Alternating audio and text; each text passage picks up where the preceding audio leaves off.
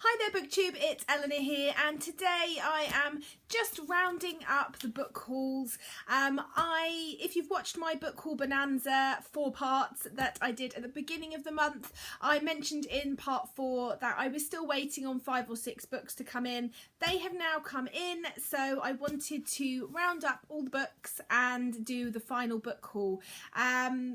What I'll probably do is try and do one monthly book haul from now on, because as I mentioned, I am going to be trying to slow down with my buying. I'm setting myself a budget each month because I tend to buy second-hand books, so I can shop around a bit more and stick to my budget, so it'll probably be just enough books to fill one book haul each month. So this is the final roundup of the books that I have picked up. So the first one is Unteachable, which is by Leah Rader. I've heard great things about this. I think the cover for this is absolutely beautiful. I love yellows and I just think it looks great. This is the story of a girl who wants to be a filmmaker. She has problems at home. I think her mum is an addict. She's hoping to get her mum into rehab, and she meets someone at a carnival, a man. They have a steamy relationship. It then turns out that he is her new film studies teacher, and this is the story about what happens and how they are trying to keep it secret. I think it comes out and it is the repercussions of that, and I've heard great things. I think it was Joss from Scribbles Reads who mentioned how much she loved this, so I'm really looking forward to giving it a go and seeing what I think. The next book has been touted as Mad Men Meet Devil Wears Prada.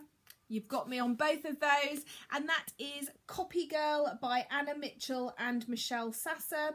It's a fun contemporary adult story about a girl trying to make it in a New York ad agency, and the back's funny. It says, you want to work in advertising, the glitz glamour, the drinking fueled brainstorming sessions and Xbox breaks sounds like a dream job, right?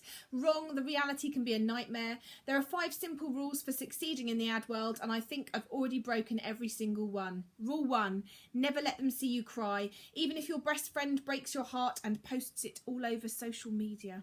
Rule 2, be one of the boys, and if you were born with the wrong equipment, flaunt what you've got to distract them while you get ahead. Rule 3, come up with the perfect pitch in an instant, or have your resume ready to go at all times. Rule 4, trust no one. Seriously, if you don't watch your back, they'll steal your ideas, your pride, and even your stapler. And Rule 5, most important, don't ever, under any circumstances, be a copy girl. And this just sounds really fun. The next 2 books I picked up mainly to fulfill some categories in the Pop Sugar Challenge that I'm doing for 2016. I'm going to be talking more about that at the end of every month in my wrap-ups. I'm going to be discussing the books that I have fulfilled challenges for that month, but I had books on my shelves to fill nearly all of the categories apart from 2, and so I picked up 2 books to fulfill those categories, and they were books on my wish list anyway, so it was fine. So the first one I picked up is Relish, My Life in the Kitchen by Lucy Kinsley. I really like the idea of this book. It's a graphic memoir about her life but told through food. I think the pictures and the artwork in this are really pretty, and I like all the colours, and I like the idea that there's actual recipes, I think, in this, so I've heard great things and I can't wait to give this one a go. And then one of the other books that I picked up in order to fulfill a category on the Pop Sugar Challenge is a poetry book. I don't read poetry in general. It's just not something I've ever really gotten into, and that's not to say that I don't think I should try it, and this is a great opportunity too. I picked a poetry collection that I think will be for me and that I've heard really good things about, and seems like a good stepping stone to dip my toe into the water of poetry, and that is Brown Girl Dreaming by Jacqueline Woodson. This has won a number of awards, as you can see on the front, and it just sounds like a really, really good poetry collection. This is Jacqueline Woodson's story of growing up in the 60s and 70s. It's written in free verse, I believe, so it's going to be sort of a story, a memoir, but written in free verse, and I think that sounds really exciting. I've heard nothing but wonderful things about this, so I can't wait to get stuck in. The next book I won on a Goodreads First Reads giveaway, and I was really excited about this one. It's Waiting for Callback by Perdita and Honor Cargill. I love the look of this, and the back says that it is Holly Smales' Geek Girl meets Fame in this fresh and fabulous funny debut that follows 15-year-old Electra James as she ventures into the not so glamorous world of acting whilst also dealing with day-to-day dramas faced by all teens today. Bursting with hilarious and cringeworthy moments, an all-star cast of appealing characters and told in a truly authentic teen voice, mother and daughter duo Perdita and Honor Cargill have created a novel that readers will instantly relate to and adore. So I really can't wait for this. It just sounds really, really fun. I love Holly Smales' Geek Girl. I think this is aimed at an 11+ audience, so yeah, should be a fun read. The next book, I think when I was looking at these books, I must have been on a bit of an ad agency Mad Men kick, because I picked up Girl Before a Mirror, a novel by Liza Palmer. I think it's Liza Palmer.